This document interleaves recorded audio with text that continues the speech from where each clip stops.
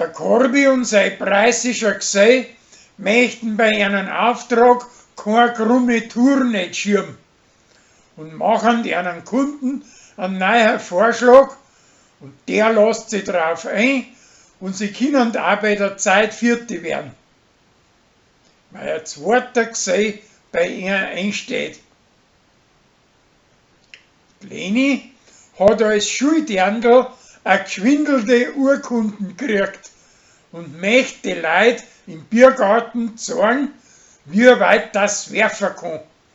Und schmeißt einen Ballen auch grad einen von den Gästen ins Bierglasl rein.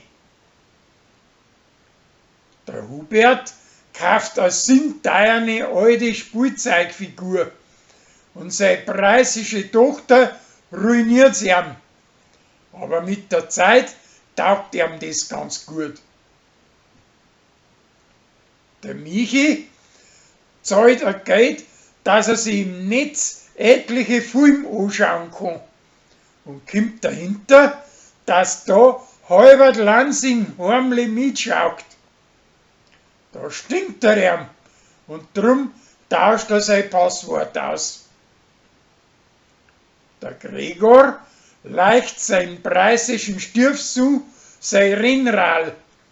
Aber für das muss der mit einem Kinderrad voll geschwind um einen Brunnen und um einen Moorbaum umfahren. Und er selbst sagt ihm, dass das nur geschwinder geht. An Rolli, seine preußische Gspusi, sucht sie eine Arbeit in der Schweiz.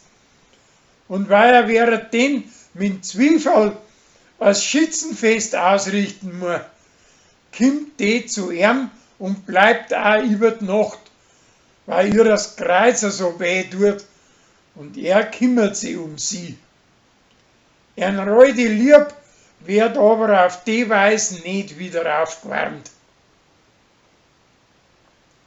Der Thomas ist allweil nur hinter der Uschi her und steht ihrer offen sein Lieb ein. Aber sie bleibt eisern und lässt sich nicht drauf ein.